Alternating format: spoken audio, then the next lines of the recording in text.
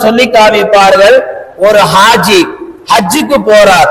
ஹஜ்ஜுக்கு போய் அவர் போறதுக்கு முன்னாடி சொந்த மண்ணிலேயோ அல்லது பிளைட்லயோ அல்லது போய் மக்காவில கால் வச்ச உடனேயோ அவர் மௌத்தாயிட்டாருன்னா இப்ப இவருடைய நிலைமை என்னன்னு சொல்லும்போது ரசூலுல்லாஹி ஸல்லல்லாஹு அலைஹி வஸல்லம் சொல்லி காமிக்கிறார்கள், ஹாஜ்ஜ இலல் யௌமில் கியாமத்தி, அவர் ஹஜ் செய்யறதுக்கு முன்னாடி மௌத்தா போனதுனால அல்லாஹ் தஆலா அவர் ஹஜ் செஞ்ச நன்மையை அவருடைய கபருக்கு தொடர்ந்து அல்லாஹ் தந்து கொண்டே இருக்கிறான்.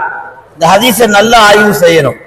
இன்னைக்கு நம்மள நிறைய பேர் குர்ஆன் ஆயத்தையும் ஹதீஸையும் ஒழுங்கா ஆய்வு செய்யறதுனாலதான் இன்னைக்கு இஸ்லாமிய இந்த மார்க்கத்துல ஏராளமான குரூப் உருவாயிருக்கு.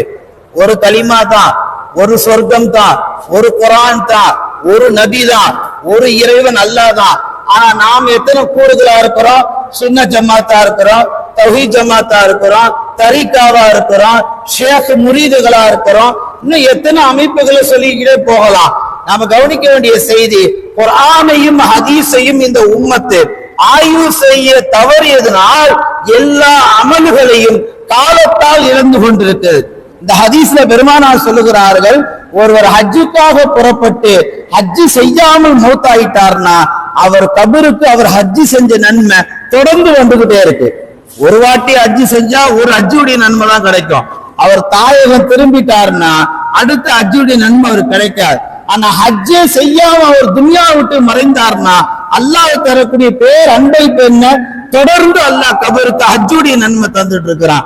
நம்ம கவனிக்க வேண்டிய செய்தி, இப்போ மௌத்தா போயிட்டாருன்னா தொடர்ந்து அல்லாஹ் கபர்ல நன்மையை தர்றான்னா, ஒருவேளை அவர் மௌத்தா போகாம ஹஜ்ஜுக்கு போறப்பட்டு ஹஜ்ஜுக்கு போய் ஹஜ்ஜை நிறைவேற்றிட்டு மீண்டும் ஒரு தாயகம் திரும்பி அவர் ஹஜ்ஜு கடமைக்கு பின்னால எல்லா நல்ல காரியத்திலும் ஈடுபடுறாருனா, எல்லா நல்ல காரியத்தையும் தன்னை முன்னெடுக்கிறார்னா அல்லாஹ் அவருக்கு அந்த நன்மைகளை இன்னும் அதிகரிச்சு தருவான்.